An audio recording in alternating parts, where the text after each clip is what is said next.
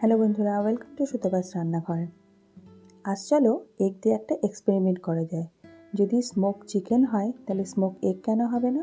তো আজকে একটা এরকম স্মোকি ফ্লেভারের এগ রেসিপি তোমাদের করে দেখাবো। তো এখানে আমি 9টা ডিম নিয়ে নিয়েছি। একটু নুন দিয়ে ডিমটা আগে সিদ্ধ করে খোসা ছাড়িয়ে নেব। তো দেখো ডিমগুলো আমি সেদ্ধ করে খোসা ছাড়িয়ে নিয়েছি আর দিয়ে দিয়েছি হাফ চামচ নুন, হাফ চামচ হলুদ গুঁড়ো আর হাফ চামচ লঙ্কার গুঁড়ো। আর ডিমগুলোতে আমি কাট লাগিয়ে নিয়েছি। এবার মেখে 10 মিনিট রেখে দেব। খুব ভালো করে লঙ্কার গুঁড়ো, নুন আর হলুদটা মেখে নিয়েছি। এবার একটা মশলা তৈরি করে নেব। এখানে আমি 2টো পেঁয়াজ নিয়েছি কুচি করে, 7-8টা নিয়েছি রসুন কোয়া, একটা নিয়েছি টমেটো, 2টো কাঁচা লঙ্কা, 1 ইঞ্চি আদা আর এখানে নিয়েছি একটা মাঝারি সাইজের পেঁয়াজ। তো কুচি করা পেঁয়াজগুলো বাদে সবগুলো উপকরণ একটু পেস্ট বানিয়ে নেব। আর এখানে দিয়ে দিয়েছি 4 চামচ সর্ষের তেল। প্রথমে ডিমগুলোকে আমি একটু লালচে করে ভেজে নেব।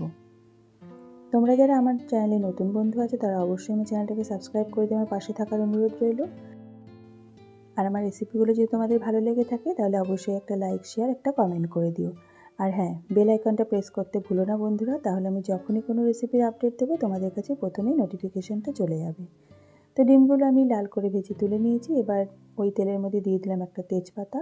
এবারে দিয়ে দেব ওই কুচি করে রাখা পেঁয়াজগুলো। তো পেঁয়াজটা আমি একটু হালকা লাল করে ভেজে নেব। খুব বেশি কিন্তু কড়া করে ভাজবো না, মিডিয়াম আছে একটু লাল করে ভেজে নেব।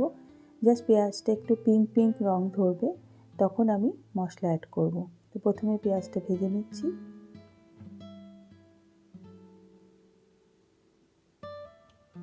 তো দেখো পেঁয়াজটা কিন্তু পিঙ্ক হয়ে গেছে, একটু সফট হয়ে গেছে।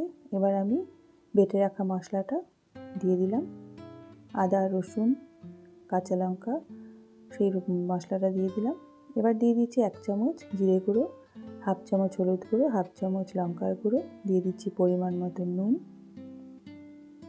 আর দিয়ে দিচ্ছি কাশ্মীরি লঙ্কার গুঁড়ো একটা সুন্দর রং হওয়ার জন্য 1 চামচ দিয়ে দিলাম। আর দিয়ে দিচ্ছি শাহি গরম মশলার গুঁড়ো হাফ চামচ। এবার খুব ভালো করে আঁচ কমিয়ে কমিয়ে আমি মশলাটা কষিয়ে নেব। অল্প একটু জল দিয়ে দিলাম। জল দিয়ে আমি আবারও ভালো করে একবার কষিয়ে নেব। একটু ঢাকা দিয়ে দিলাম। এবার যখন মশলা থেকে তেল ছেড়ে আসবে ততক্ষণ অবধি কষিয়ে নেব। তো দেখো মশলা থেকে কিন্তু তেল ছেড়ে এসছে, আর একটু কষিয়ে নেব। তো দেখো 2-3 বার ঢাকা দিয়ে দিয়ে আমি মশলাটা কষিয়ে নিয়েছি আঁচ কমিয়ে। এবার দিয়ে দিচ্ছি 1 চামচ চিনি, দিয়ে দিচ্ছি 1 চামচ টমেটো কেচাপ, বড় চামচের 1 চামচ টমেটো কেচাপ।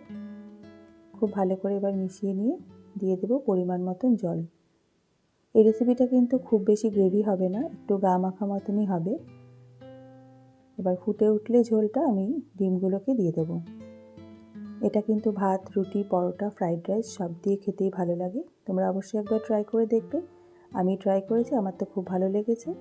তোমরা ট্রাই করে জানাবে তোমাদের কেমন লাগলো। তো দেখো খুব ভালো করে ডিমটা খানিকক্ষণ ফুটিয়ে নিয়েছি। এবারে দিয়ে দিচ্ছি একটু কাসুরি মেথি।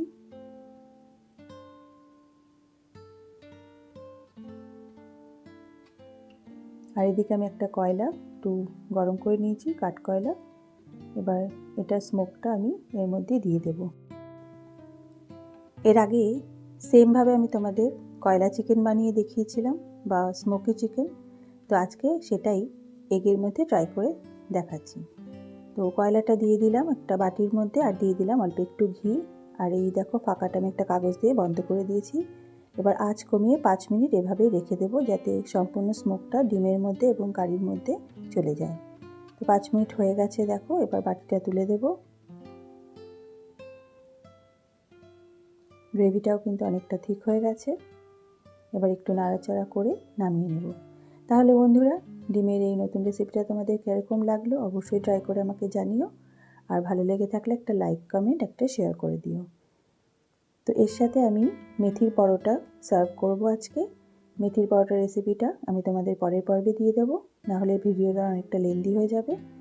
তো আগামী পর্বে থাকছে মেথির রেসিপি। তোমরা সঙ্গে থেকো।